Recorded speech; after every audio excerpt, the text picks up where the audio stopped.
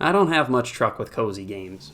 There's something about the whole genre that seems oddly hollow to me. When product imitates friendship, it always comes across as desperation. But I have to admit, every now and then something catches my eye and I buy it at first glance. I was there in Animal Crossing during the pandemic lockdown, same as everyone else.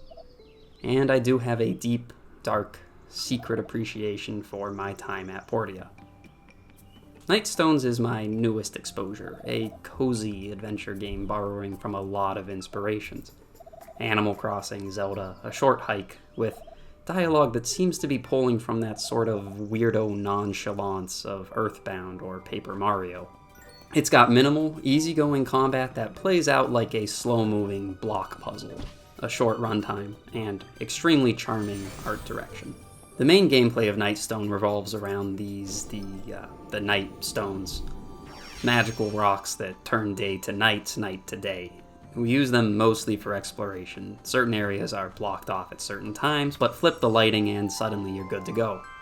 The exploration features a stamina bar system that's straight from Breath of the Wild. We've also got a glider, climbing, and a boat. Everything but the pony. The map isn't particularly large, as you might expect for a 4-hour game, but it's packed with collectibles that were actually pretty fun to hunt down. Onto the combat. There's no health system at all. Everything, including you, dies in one hit. Still, it manages a very relaxed pace. Most enemies are stationary, and the goal is just finding out how to get behind them to thwack them with a stick. The moving enemies are a bit trickier, but if you stop moving, they'll halt in place and wait for you to move again. It's very low stakes, more puzzle than combat, and allows the game a little hook beyond just being another walking simulator.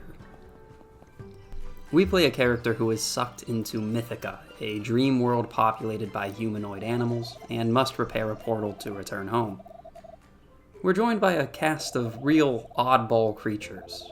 The dialogue here is surprisingly funny, but the overall plot is a bit predictable.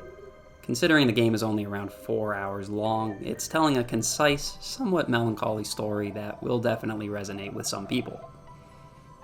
Overall, Nightstones made my heart grow 3 sizes this day.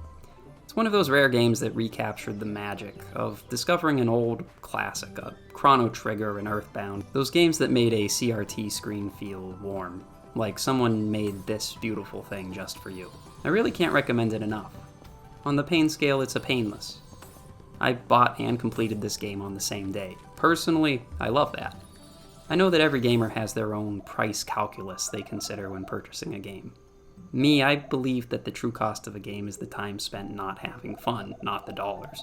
I'd much rather be blown away by a 3-hour game that's $20 than trudge through 20 hours trying to get to the good part of the latest Assassin's Creed or whatever. But to each their own.